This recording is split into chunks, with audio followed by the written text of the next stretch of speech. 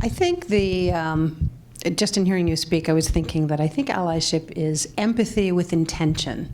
So to be a good ally, you need to, when we always talk about it, be able to put yourself in someone else's shoes.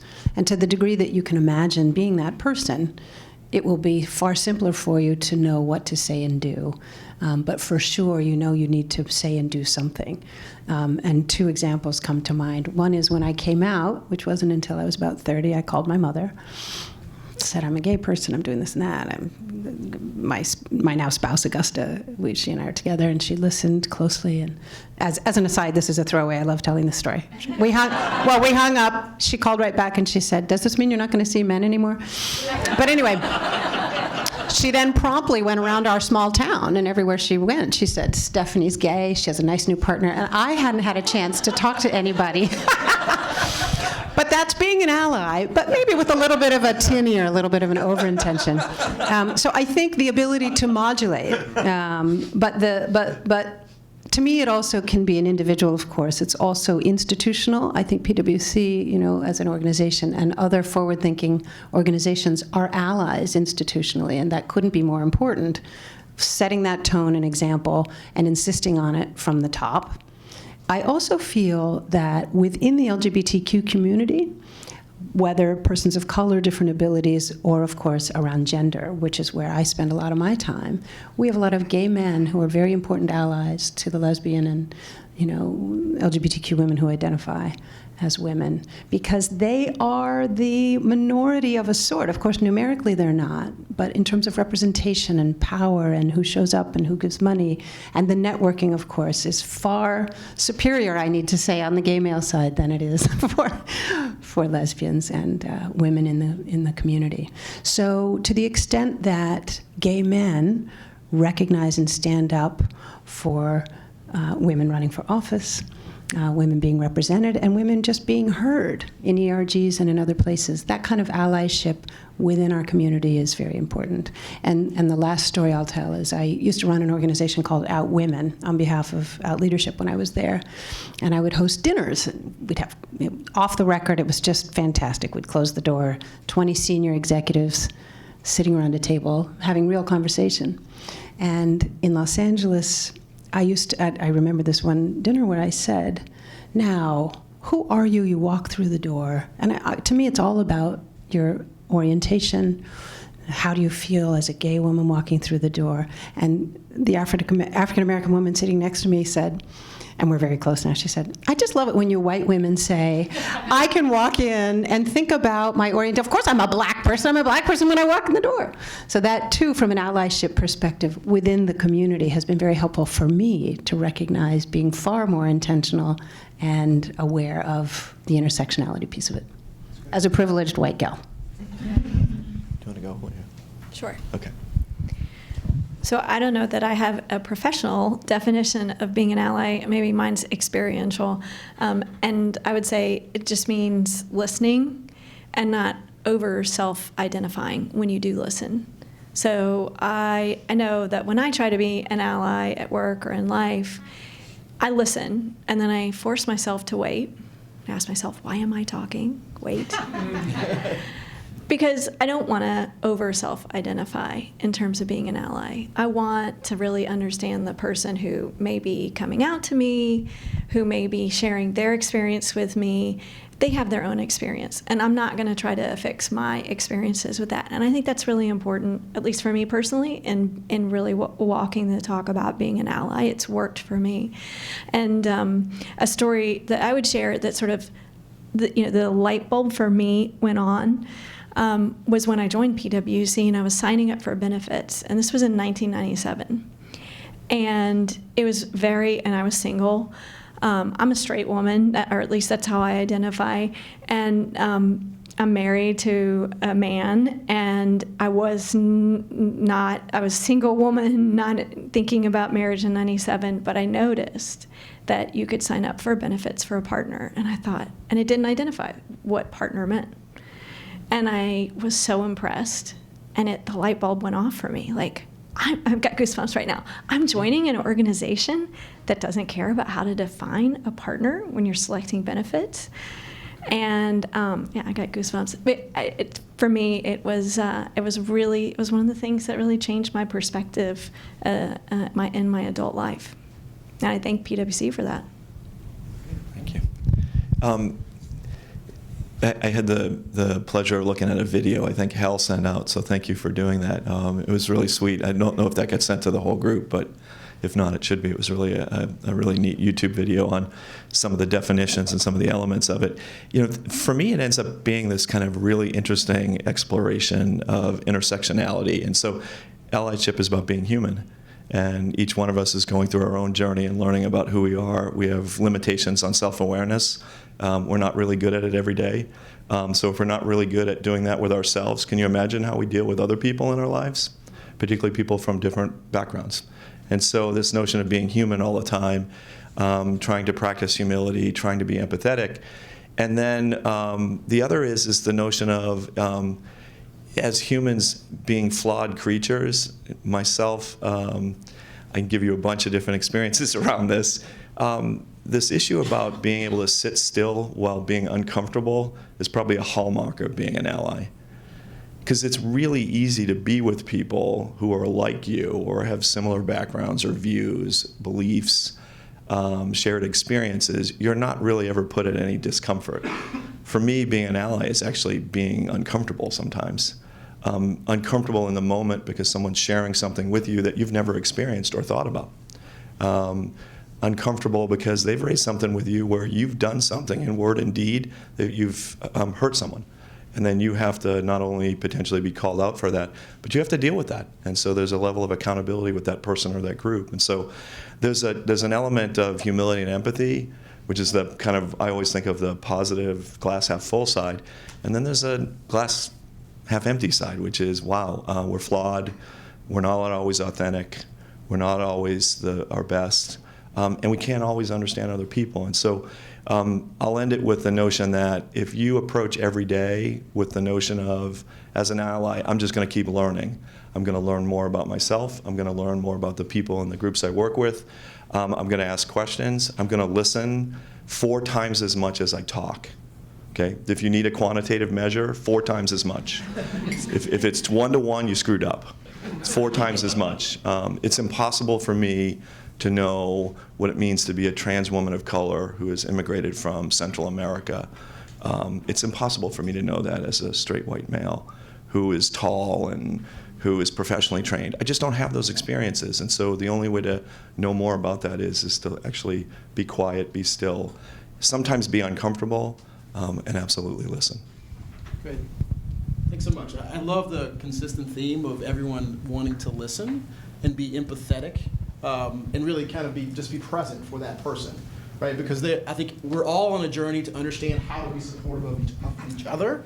And that person is also on a journey on understanding, accepting, being their full selves and living their best life each day.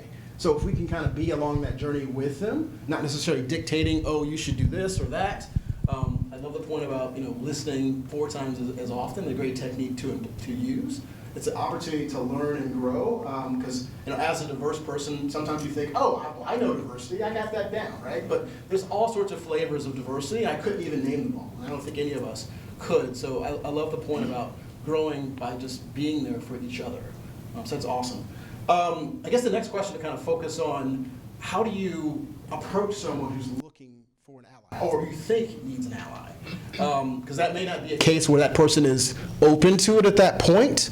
You may attempt to listen and share some supportive thoughts and ideas. You may say the wrong thing. So the whole point about humanity and making mistakes that Don was talking about is incredibly, can be scary, to say the least. So I'd love to get your thoughts on how do you kind of approach that, and how would you like to be approached maybe in your own worlds? Maybe that informs what you do.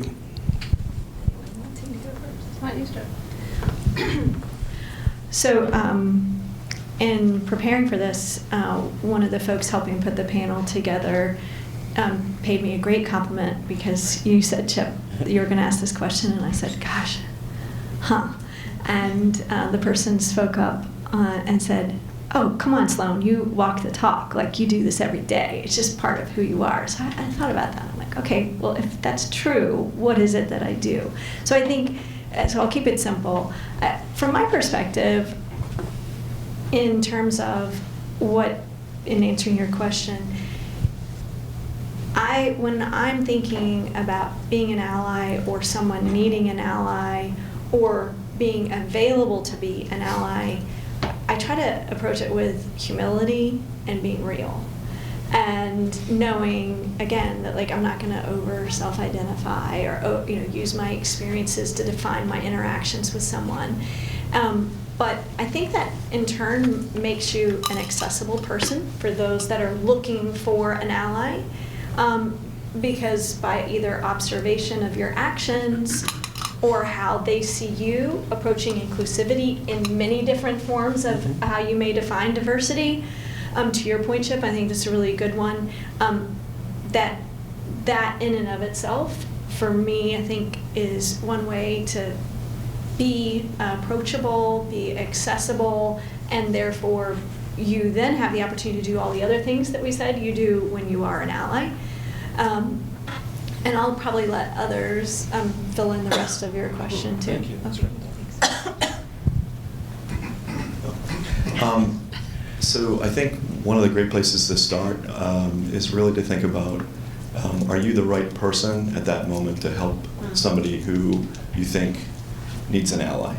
And so this goes back to self-awareness. So many of us rush into problems thinking we either know the answer or we can help. And it's the biggest single mistake we can make because we'll push that person farther away. And so this is where, we use different terms all the time. This is where triangulation is good.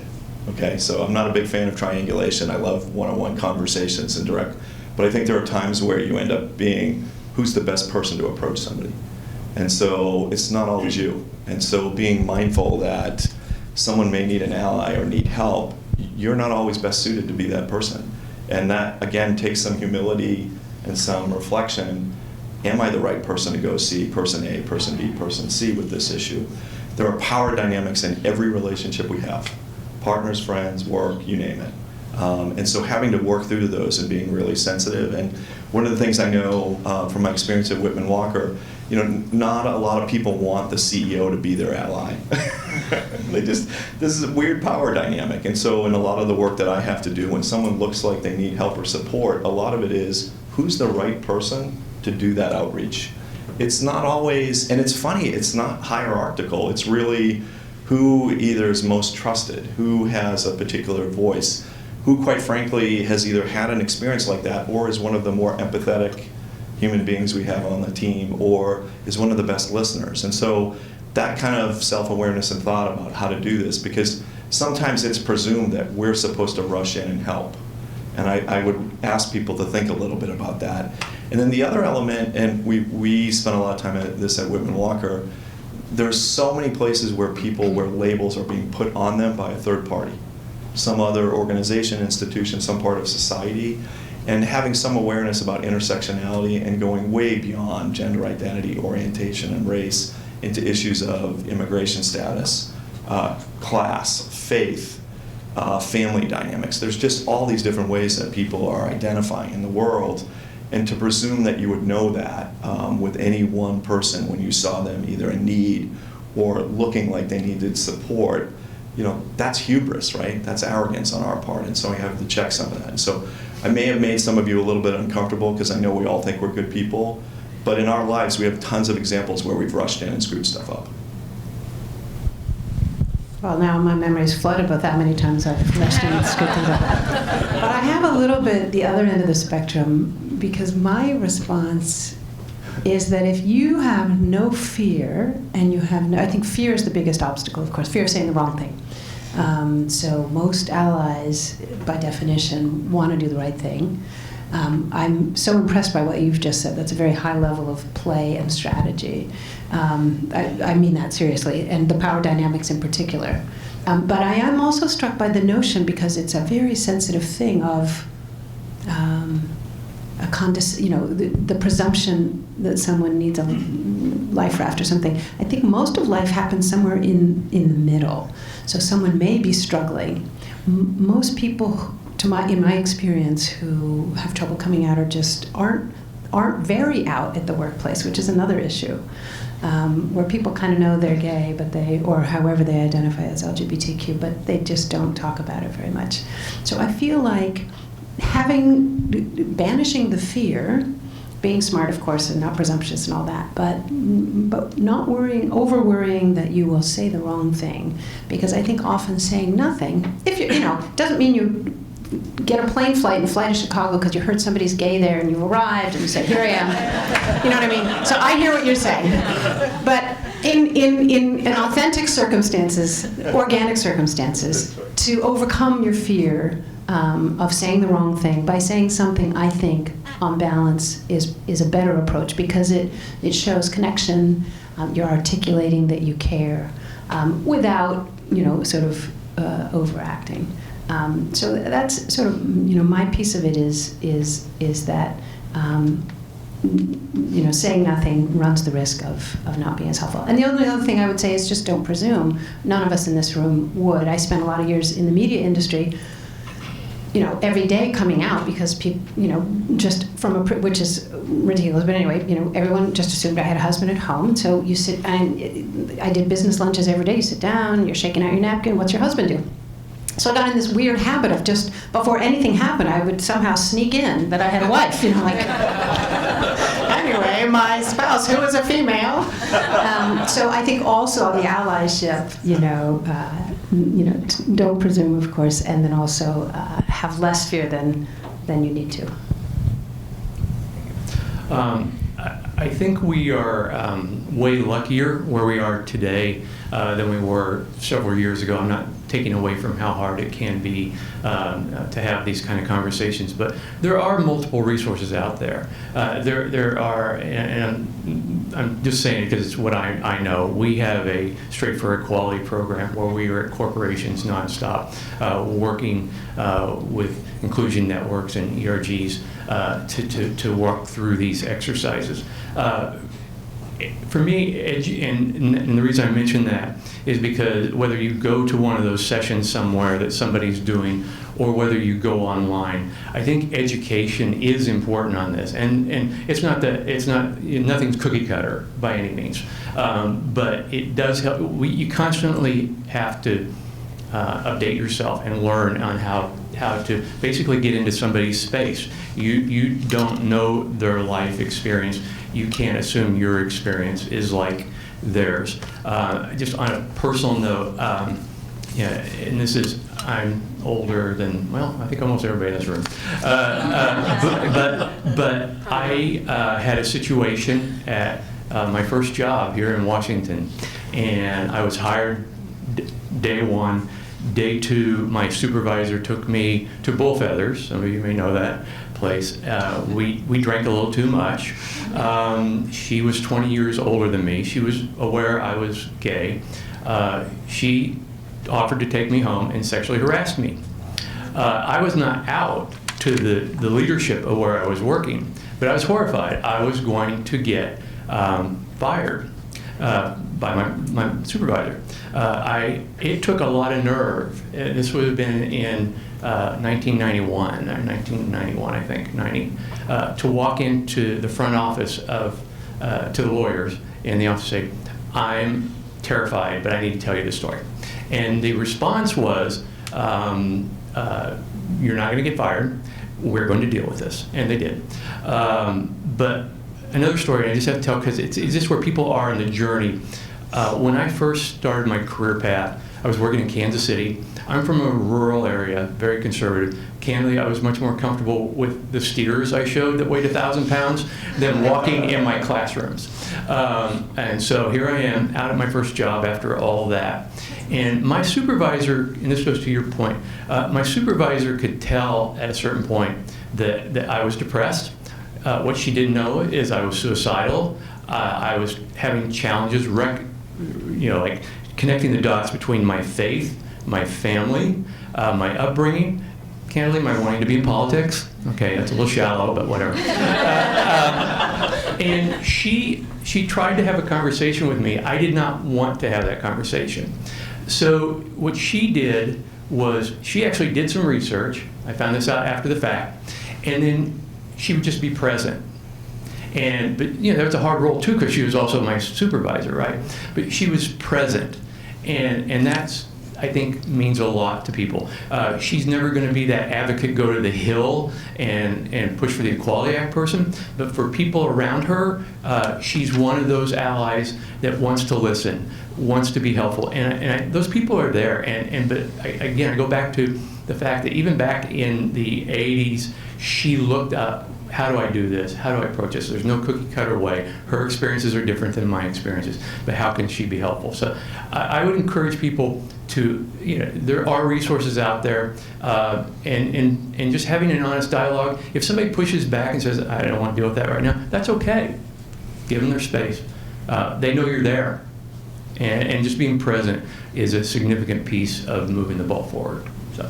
Awesome. I guess there are a lot of amazing things you guys said, but I guess two themes that I think about. One is kind of being your natural self, your full self as an ally, and then also identifying opportunities where the people you're maybe interacting with maybe are not being that, right? So to your point, Brian, that supervisor saw that in you. This person seems like he's not bringing everything he has, all the great talents and techniques and amazing skill to the workplace, and there's something maybe personal that's behind that.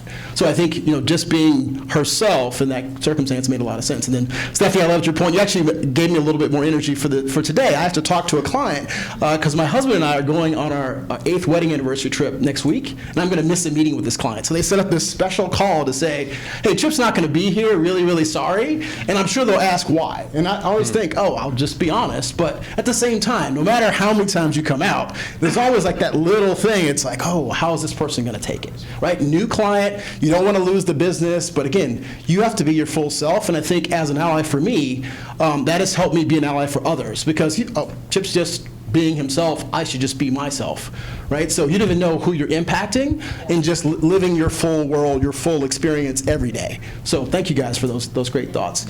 Quick checkpoint for the group, because these guys have said some awesome stuff. Ideas from you, questions from you, things you want to share, things that are on your mind before we move forward. Anyone have anything they want to talk about? Is this resonating with you? Nods, winks, anything like that? Yes. Does an ally have to agree with the position, the issue, or the situation? And the follow-up to that, how often are people, the minority, willing to accept an ally that doesn't agree? Got it. That's a very good question. You might want to start? I can start. So I'll take it correct. And can you say the first part of that again? I just want to make sure. Can an ally disagree with the situation, position? You've already answered the question, actually, by your last story, in having an ally who didn't necessarily agree with all of your positions. But how often do you see that? So I don't. First of all, I believe you can almost always get to ally. It's just a matter of how long it takes, and depending on what the situation is. I think again it goes back to the listening. I think if there's a way to walk through some of those barriers, or figure out how to get around some of those barriers, so that there's a dialogue where you end up at a point of at least mutual respect. That may be all you get, and that's not really what I would call an ally per se, right? But you're at least getting an individual to a point to understand where you come from. And again, that has to be done respectfully, right? That for both sides. We do a lot of work in the faith community, which is extremely important. And I'm never going to tell somebody that their theological convictions are not real to them. What and I think our world does is try to convince them that they see the world a little broader, and can they get to a point of respect. So I don't know if that's answered. And I would say allies, from our trainings, there's like this whole spectrum of what an ally is. By the time there's somebody who's going to stop saying bad things. Maybe that's kind of the beginning, or okay, I kind of understand where you're coming from, so that's that. Then you get all the way, there's all these layers as the dialogue continues, and or as people grow, or as they educate themselves, or they are educated on why we feel the way we do. They may end up being a super ally and end up in Mitch McConnell's office every day saying, I need the Equality Act, whatever. But that's not everybody's a super ally. There's somewhere in between. And as a framework, just going back to the job place, I just wanted to say, and I think most people know this, it's something like 8 out of 10 people, period, across the country say they know somebody who's gay. I think it's 37% say they know somebody who's transgender. 50% of people in the workplace, non-LGBTQ+, say there's nobody gay working in my organization. 50%. 46% of LGBTQ+ individuals do not disclose their sexual identity or orientation at work. That also impacts productivity. That impacts relationships between supervisors and line staff and managers and so forth. So figuring out the ally piece, whatever it is on the spectrum, and how to have those conversations is huge. And sometimes people are going to be way over here on the spectrum, but there's respect, hopefully, in that process. So that's my. So I'll add to that if that's okay. Go ahead. Okay. Allies first. I guess. You've inspired me. Everything you said, yes, and more. Yes, and, right? If someone disagrees and is unable to be an ally through inclusion, that's a fail. And some of those stats that you gave, it's kind of a fail as well, right? And so I guess hearing that question, I'm inspired to think about more, and to one of your points, Chip, like we're always learning about how to be a better ally. And so now I'm thinking to myself, okay, part of being a better ally may be recognizing and helping others who may not agree that maybe they don't have to agree to be moving towards, is what you're describing, I think, moving towards it, but be inclusive. By all means, let people shine and have their full potential at work, and be inclusive for that. And when I think about here at PwC and in the workforce and in the workplace, by all means, be inclusive. Set aside your disagreement, be inclusive, and let people come to full potential. And sometimes that may mean that, like, don't open your mouth. Wait, why am I talking? Don't open your mouth and tell somebody that you disagree. Like your point about the beliefs.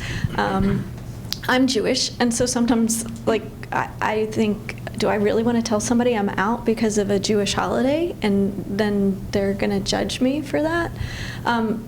So I'm not over self-identifying by sharing my personal experience there, but that's one of the ways that I am different from others and have to explain myself and go through that process of, do I have to explain to the client that I'm going to be unavailable on a work day because I'm celebrating a Jewish holiday? Yeah.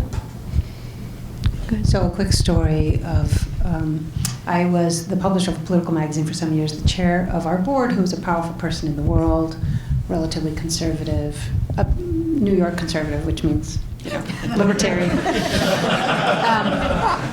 And I remember sitting with him, my now spouse, my now legal spouse, was pregnant with our first child, and I watched in real time and he knew I was gay, of course, but we didn't talk about it. But then we're having a child, and I wanted maternity leave for me, which would otherwise be called paternity leave. But anyway.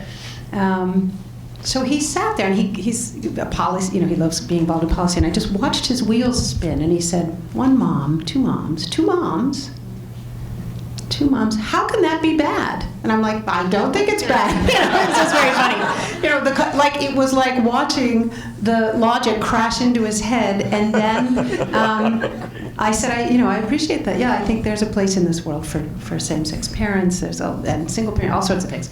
And I said, and furthermore, I do believe that I and anyone at our magazine who is going to have a child, whether carrying the child, we're all wedded to these old-fashioned, or he was, should be able to take parental leave. And that was like, but in the same moment, as he thought about it, what was he going to say? How can he give me? He was comfortable, actually, because I was going to be a mom, even though I wasn't carrying the baby, he was comfortable giving me that leave. And then I said, and all the men at our magazine whose wives are having babies, and then that was just another thing. And then in the moment, he had to agree to that too. So that was a nice and he was fine with it.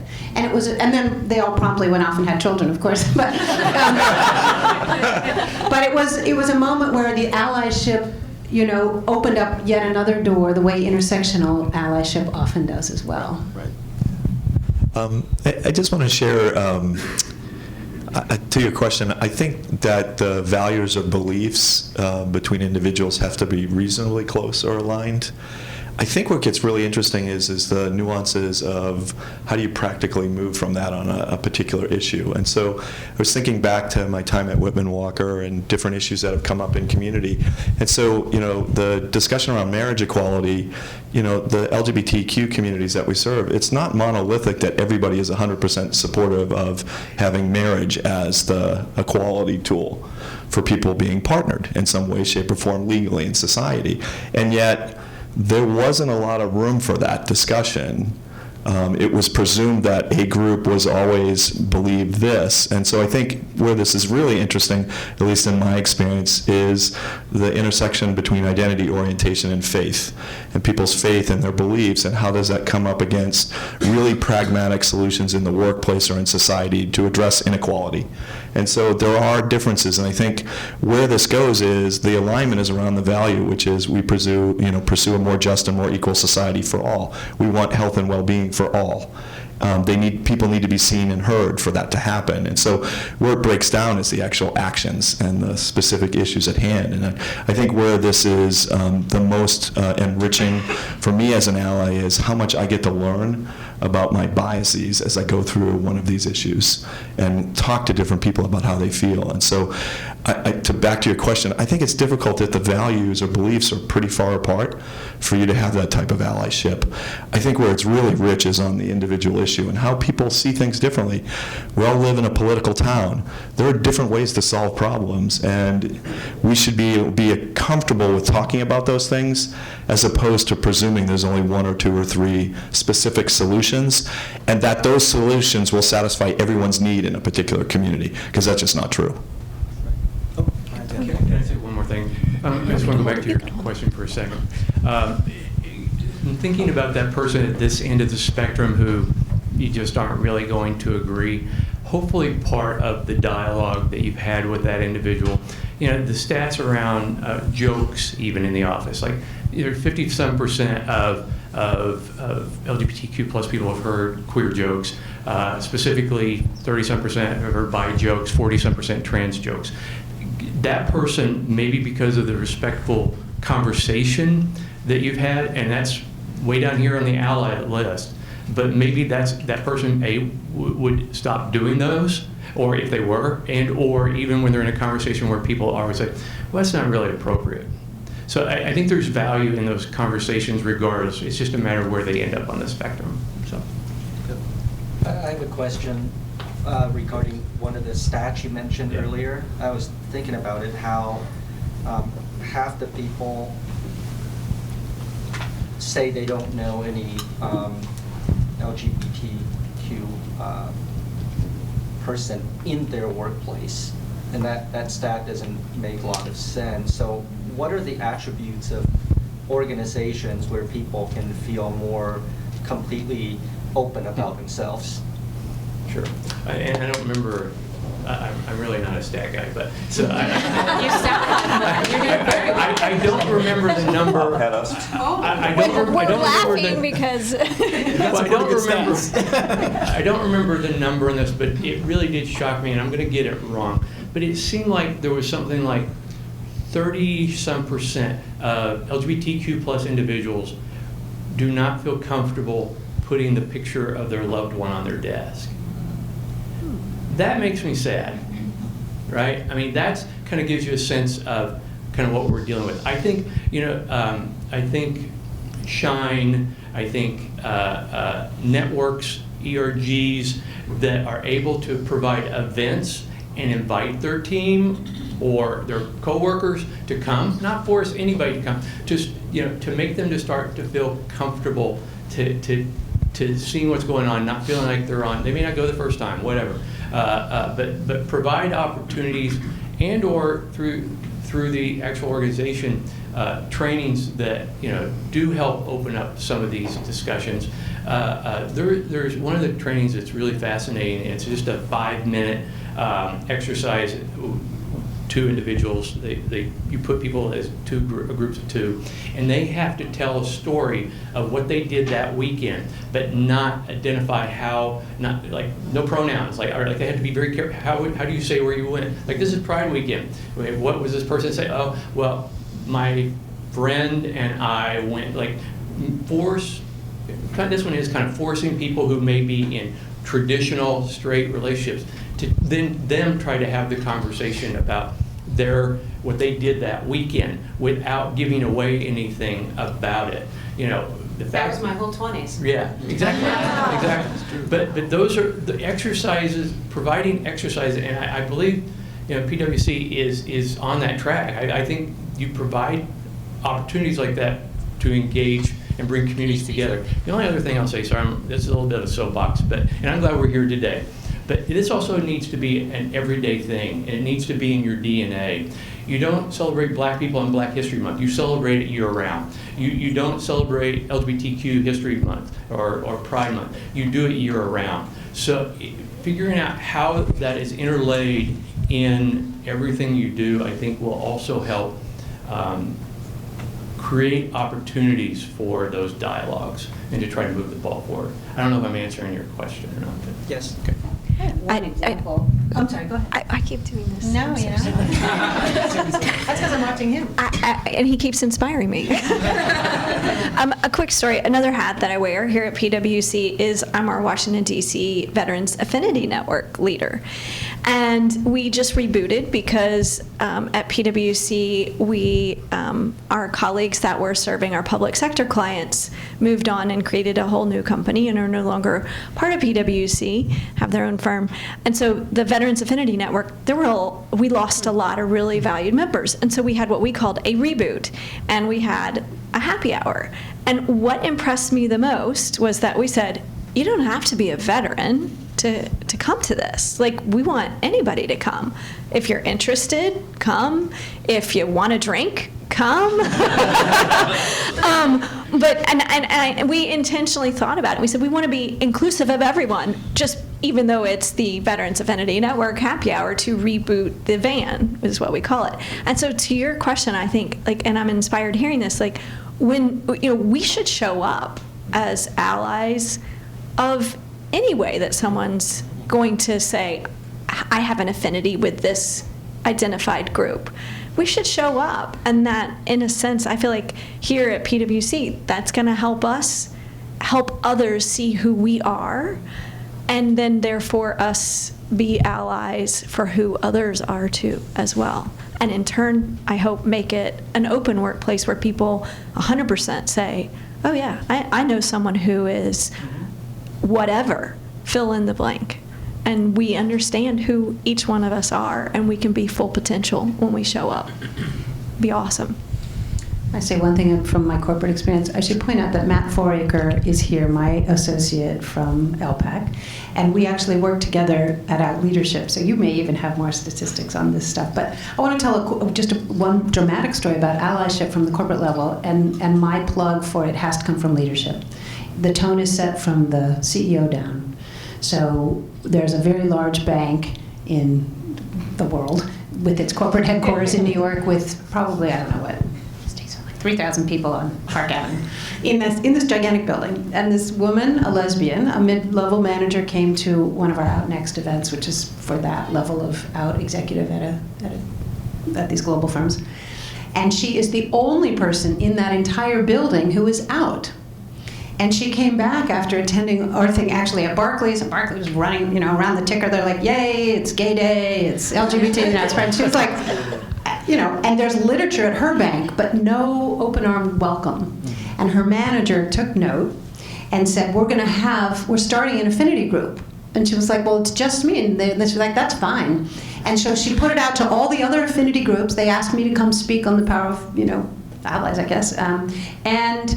There were 40 people in that room, lunch was served, of course, and it was like it was her birthday. She was at the head of the table, and the heads of all the other affinity groups there, and they all came, and did she feel supported? You bet. And by the way, were 10 of the people there probably secretly checking it out, because they also were, It was a really dramatic example of leadership in action, of just saying, we got you.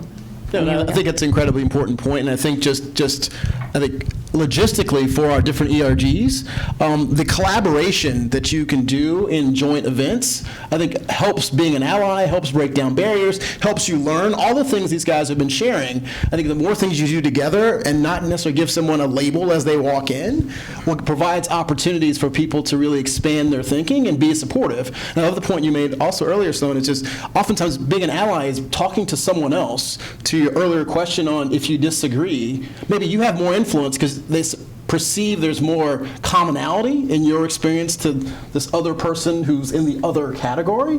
So I think that's also a great technique and a great offering of support in terms of engaging others, not necessarily even the person who needs the support more directly. So I love the ideas you guys are throwing out.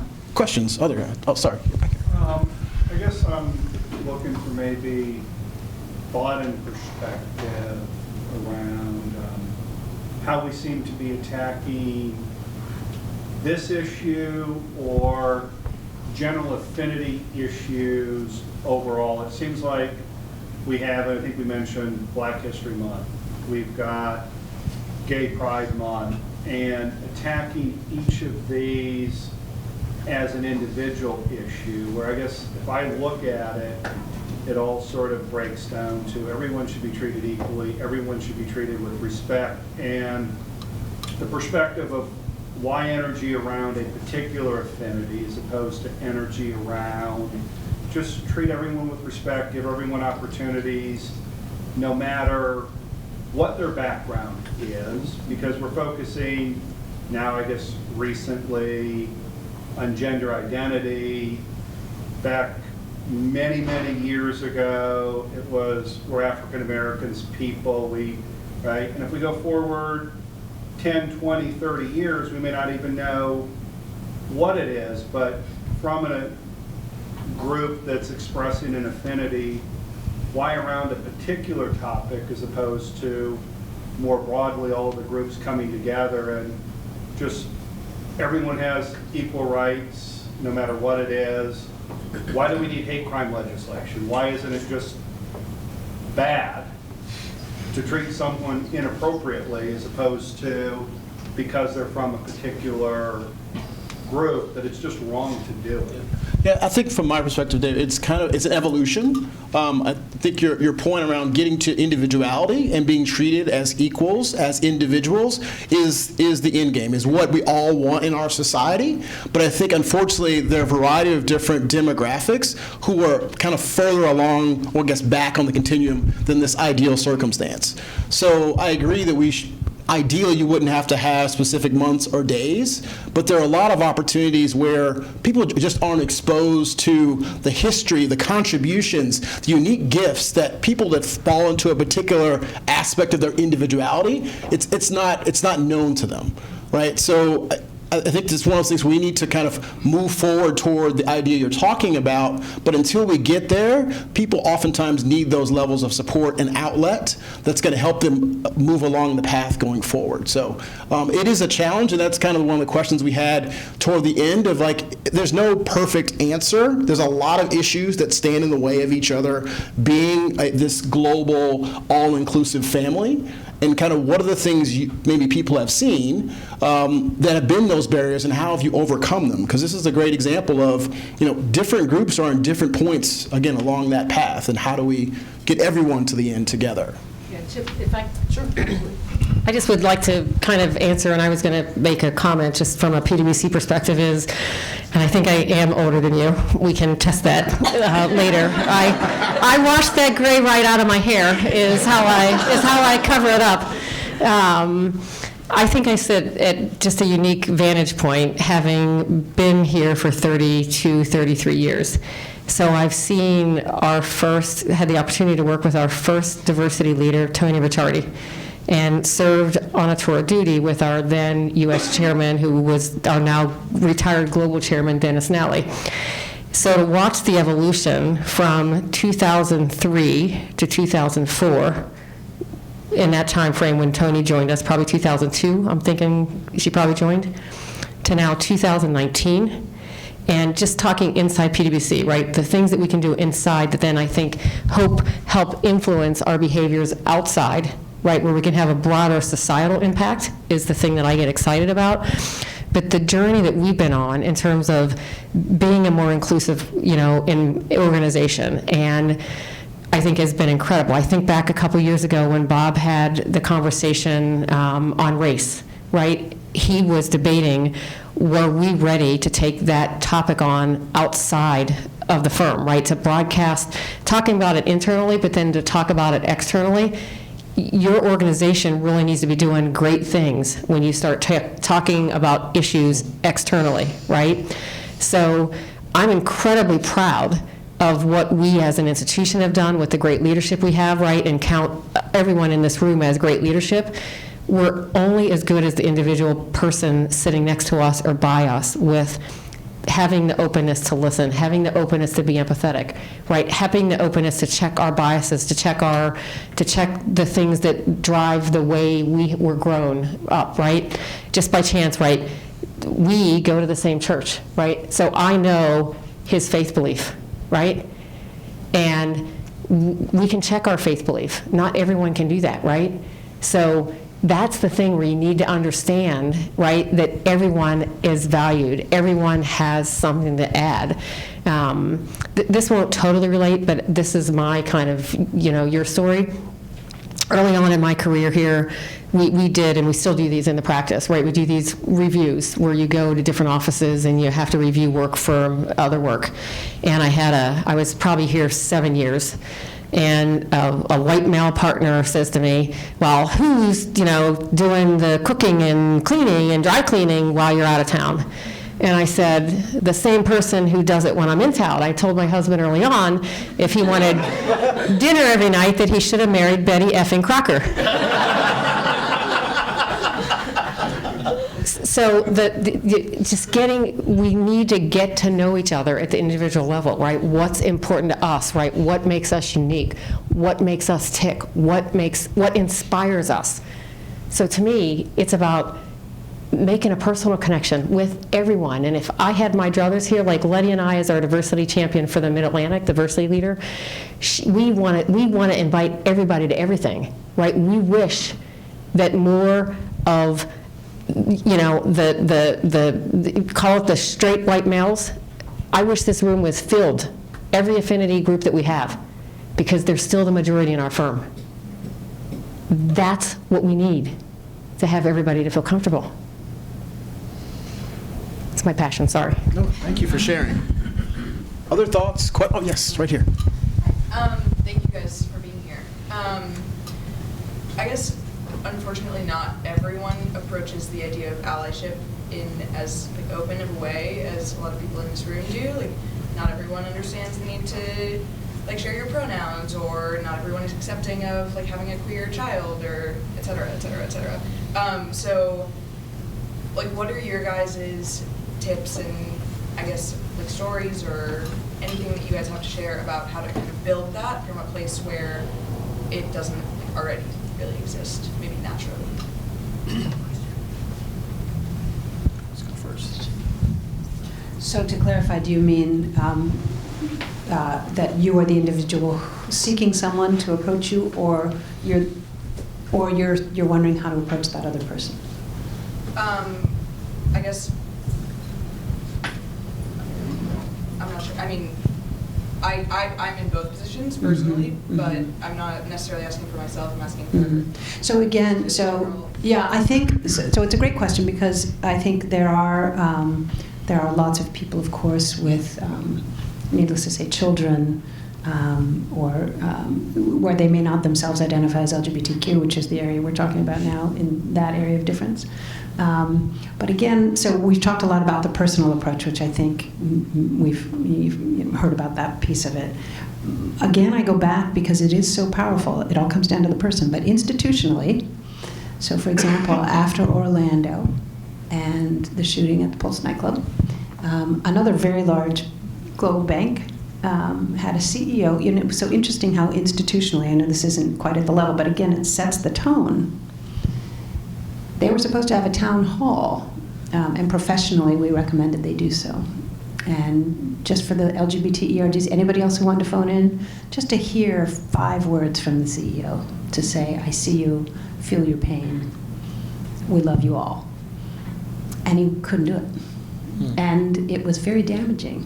You know, they didn't know that it was happening, it was going to happen. And lots of other large institutions, instantly when something happens that impacts that community, again, this is what I'm talking about, setting the stage in a corporate setting, to make people stop and ask questions. How are you feeling? You know, it was interesting, you know, on a personal level. I just remember after the nightclub, after that happened, and I wasn't suffering, but no one in my community particularly said anything among my straight friends, and it's okay. But my daughter came home from school, to your point of who's affected, and she felt defensive, as if she said, well, I told them, and they all turned to her and said, well, do your moms just go hang out in bars? Like, it was this headline where that's what they assumed gay people did. And my daughter was in the position of saying, well, they drink wine with their friends sometimes. Like, you know, it's such a warped and weird, but understandably adolescent response to that thing. So from my perspective, again, if you're asking from an institutional perspective, how the area around you can be sort of more supportive, it cannot be emphasized enough that in practice, allyship in practice, from the top down, from managers down. And I would just say, by the way, what a spectacular panel. It's a panel to talk about allies, and I imagine there are more gay people, for example, or LGBTQ folks than allies in the room. That's, it just is what it is, but that's the kind of opportunity, should people take advantage of it, to hear about it, because that's who we're kind of talking to. Yeah, to build on what you were saying and address your question, I think oftentimes people are put in monolithic groups, right? You're gay, you're black, you're a woman, you're a veteran, and here's a whole basket of beliefs and characteristics that go along with that our society, I think if it was Western society, the US, wherever, they assume all the stuff about you. I think the thing is to try to knock that down and kind of flip it on its head and find things that are common with that individual. So I don't like this about you, I don't understand that about you, but we do the same kind of work, or we live in the same city, or we like the same sports team, right? Those little things can break down the barriers, because like, oh, this person seems nice enough, they like the Nats, right? This person seems nice enough, right? They can't be that bad. Maybe I feel comfortable asking them a question about this aspect of them, their individuality, that I really wasn't comfortable with, or I really don't agree with, but because they seem cool, I'm gonna take that chance. Because being an ally is taking risk, and it's potentially failing and offending. We talked about this before. The frailty and imperfection of the human being, right? You have to be comfortable with that, right? Because oftentimes, I think us who may need allies are put in situations where we just got to take whatever the person of the majority group says, and just like, oh, that's fine, right? Because they are the majority. It's like, no, not really. Let's try to kind of, again, find those common threads and grow from there. Back to your earlier question about why can't we just be all-inclusive? Maybe I can add something to the question, because my perspective, I think some of it is exposure. I grew up very homophobic.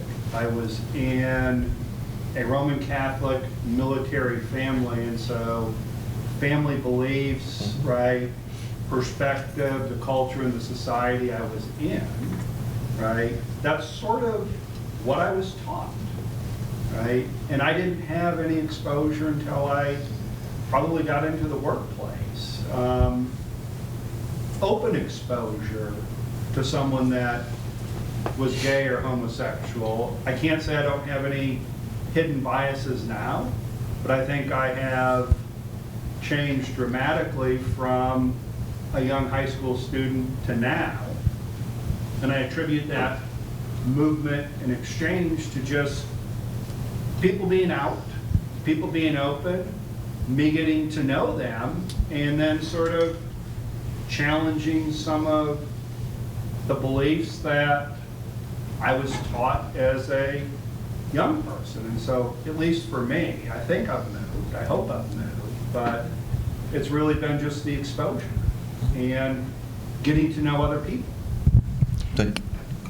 Real quickly, I think, Chip, just to double click on something you said, and earlier as well, like having fear, we all have fears of failing. We're humans, but we are human and we're going to fail and we're going to make mistakes. And so sometimes it's, and we've all said this and you've said it as well, so just double clicking on like, check your fear, whether it's fear of being an ally and doing the wrong thing, but check it. And do your best. We're human. We make mistakes. And if somebody is not, you're not approachable, move on. Find somebody who is, and don't let fear stop you. Don't let fear stop you from being an ally, or don't let fear stop you from seeking out an ally. Yes. Oh, sorry. I just want to add one thing before we segue. So Stephanie mentioned leadership. And I want to go a step farther because I want to underscore how important it is. It extends to culture. And so leadership tends to drive culture. The leaders of an organization tend to drive it. They're not always because of title. Leaders can be informal leaders too. But there's a culture, so there's a DNA that every organization has. And so these elements really break down into the culture and how the group acts every day. And so how are the benefits constructed? How is the schedule constructed? What is the policy on late arrivals? Because different people in different circumstances have different challenges in getting to work every day.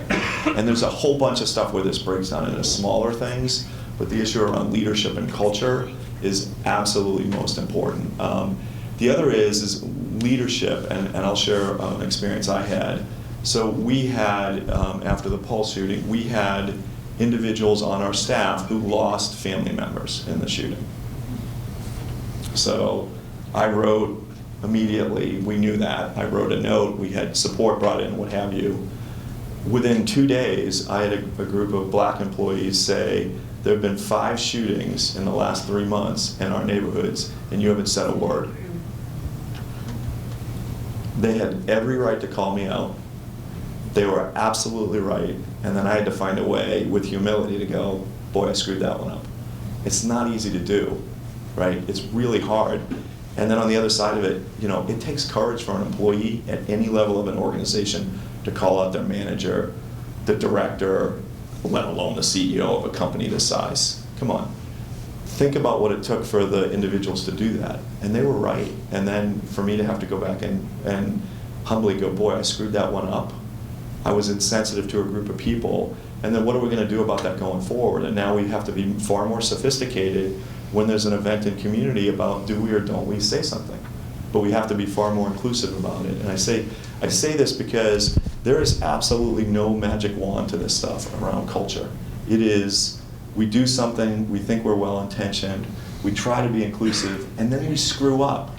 And it's actually bad feeling-wise in the moment, and it's the best learning opportunity you have.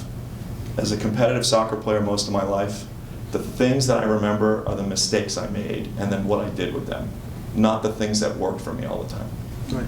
I think the other cool point about that, on the other side of it, hopefully the staff was forgiving and accepting of the actions and tactics you used afterwards. No. Okay.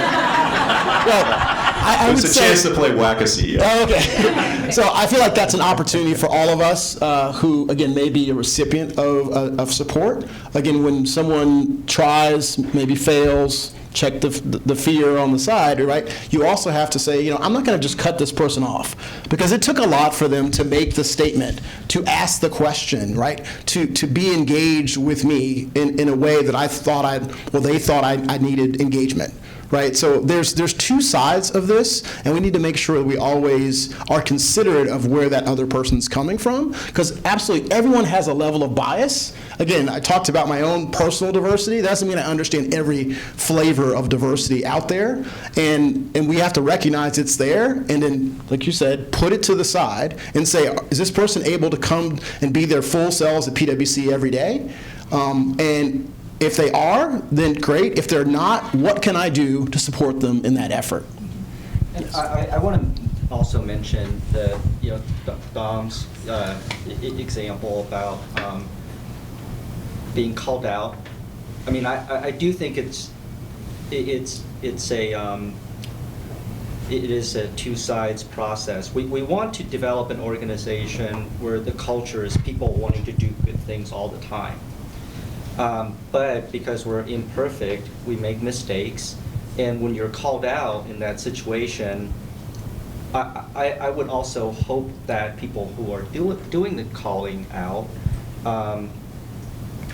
hopefully, I know your answer is no, they didn't cut you any slack, but I'm hoping we also develop a culture where, okay, we call out things that are wrong, but not in a way that is, it gets to a point where people might feel like, well, they just get hurt too much. No matter what they do, they'll make some mistakes, and so I might as well just not do anything. We don't want that either, right? So to foster a culture of action, positive action, I guess we need to cut each other a little bit of slack, hopefully. Absolutely. Well, sort of on the same point, during the course of my career before coming to the firm, I took a job with a member of Congress who was African American, and everyone in the office was African American except for me. And look, I'm a sort of like Brian, I'm a rural Southern white kid, but I consider myself to be some sort of a liberal, non-racist. I mean, I still think I am. But again, to this point of assuming and people cutting slack and saying, like, I at some point in this office said something that I in no way either intended for it to be offensive or even thought of it as offensive until someone pointed it out to me. Now, unlike you, Don, this person who pointed out to me sort of as an educational thing, like, don't say that. People read that differently, and they didn't cut me off. They just said, you don't know this because you're this white Southern cracker. How would you possibly know? And so, but I learned, and they learned, and so I do think that. But they also didn't cut me off. They didn't not say something. They didn't allow me to continue making those mistakes. But so I think there has to your point, there has to be this kind of two-way street. We have to recognize, to your point, we don't understand. You know, we can try to walk in someone else's shoes, but we can never actually walk in their shoes. Right. And so I think that there has to be, again, that openness on both sides. Like, you have to be willing, you don't have to call them out publicly. You can go into their office and say, you just said something that bugged me, and here's why. And, and then be willing to receive that and not try to defend it or explain it. Just, I think that's part of it too. It has to your point, I think it has to be that two-way street. And it's critical to all of us to sort of understand those things, I think. Absolutely, absolutely.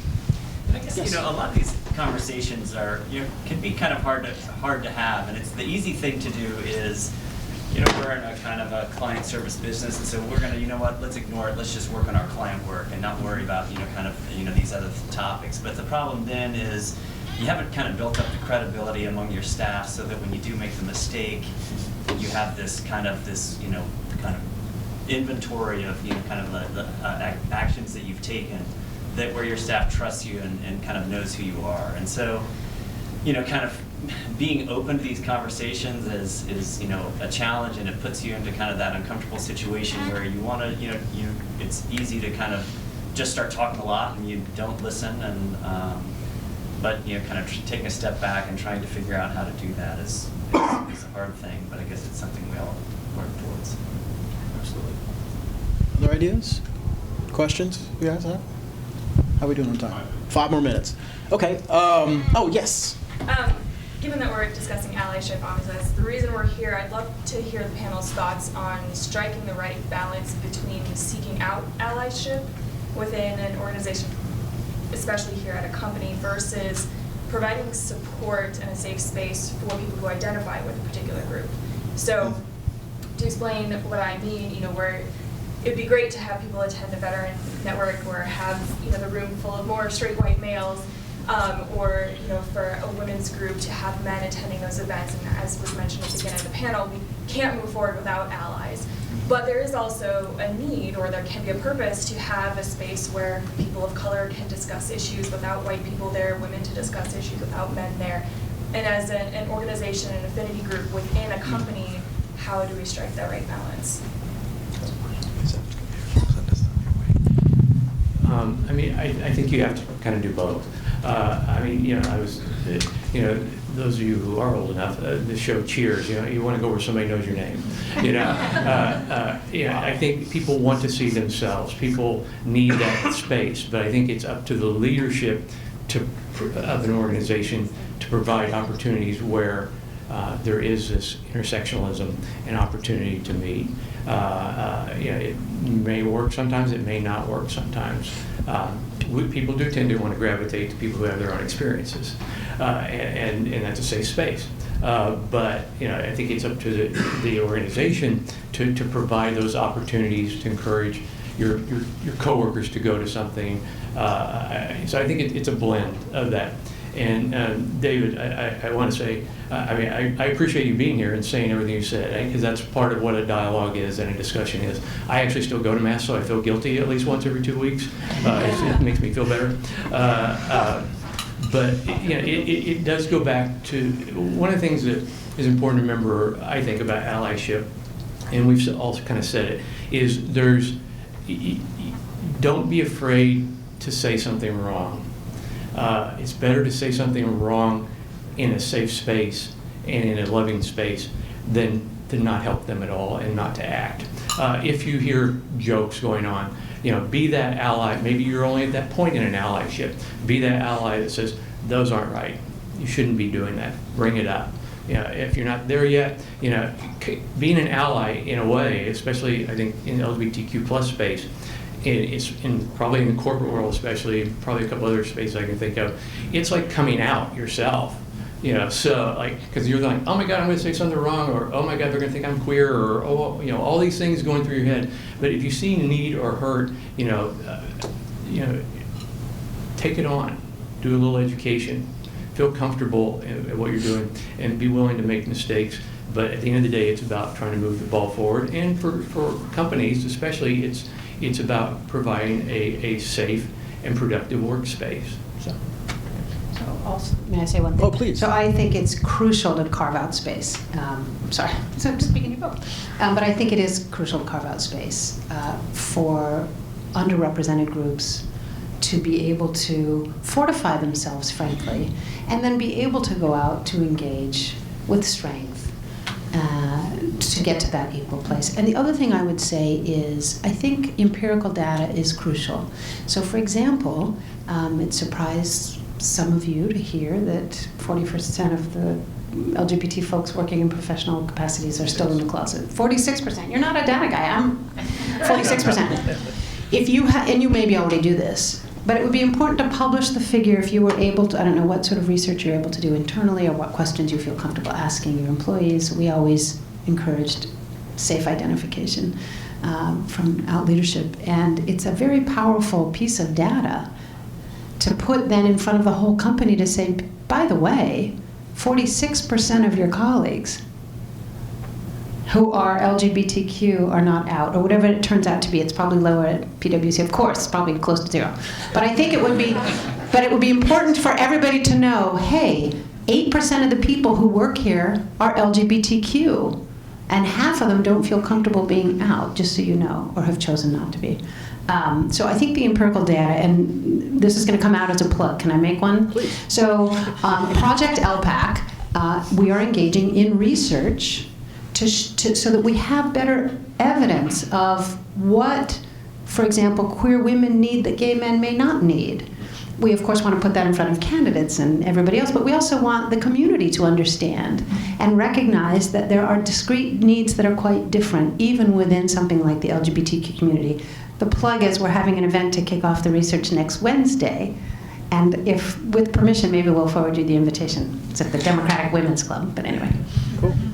I just want to share, and this, again, a place where I've made a lot of mistakes as a leader at Whitman Walker and learning more from other allies, is moving from language around safe space and affirming places to actually belonging space and places that communities can claim their own.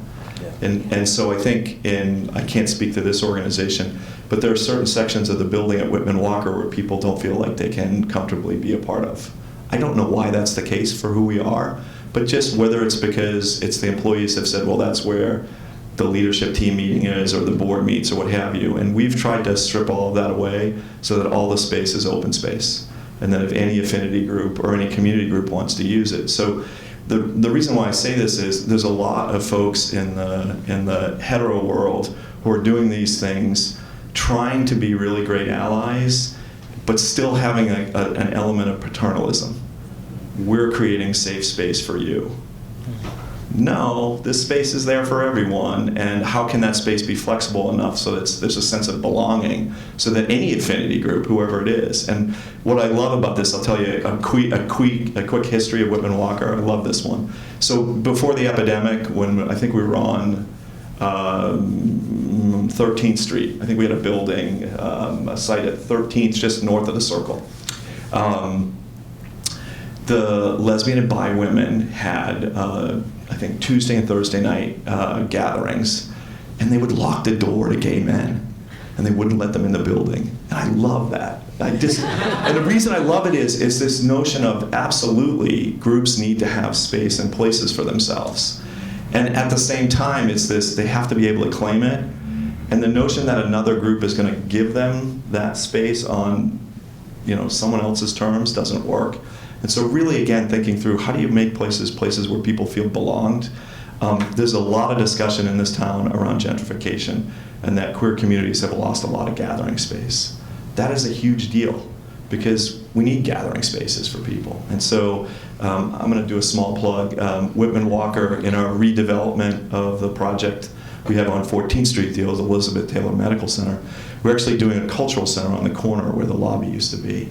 And that's going to be basically placemaking for queer communities, with the idea being we can't gentrify every square foot of land in DC and not have places for people to gather. So it'll be a little shabby, is what you're saying. Yes. Maybe Letty, Terry, on that question, as the straight white male, it's not always clear when our affinity stuff comes out if it's a safe place where I shouldn't be there because I'm not part of that group, or it's the open space where you want everyone. And so I don't know how we do it organizationally, but when we send it out, if it's a safe space, say straight white men don't come, or this is for everyone. Yeah. Just You like talk to the lawyers about that. I'm not sure you're going to see that from me ever. So what we have tended to do in Mid-Atlantic is the networks, you need to opt into the distributions for the networks themselves, right? So that is open, the distro is open. When we believe that there is something that we want everyone to participate in, right, to have the safe space for conversation, like this was communicated about multiple times. So through the network, through my communications, so we can see who reads them and who doesn't read them, or who chooses to read them or not. So we make broader communications when we really want, and I think every network would say they are open to having anyone participate in any dialogue. That's where we've taken it in Mid-Atlantic, and I can't speak to the other, geographies. So. That's an important thing to close on, the whole idea of dialogue and openness. So with that, I think we're out of time. I want to thank you all, most importantly, for participating. I think this absolutely is a safe space, and being willing to engage with this amazing panel. And with that, I want to thank again the amazing panel for participating with us, and if we can give them a quick round of applause for showing up. Again, Who knows me knows that I'm a selfie. Like, okay. Would everybody want to doing a selfie? Absolutely. Yes. All right. Let's gather. Okay. And I always have to ask somebody with the biggest arms, the longest arms. I'm pretty tall. Oh, yeah.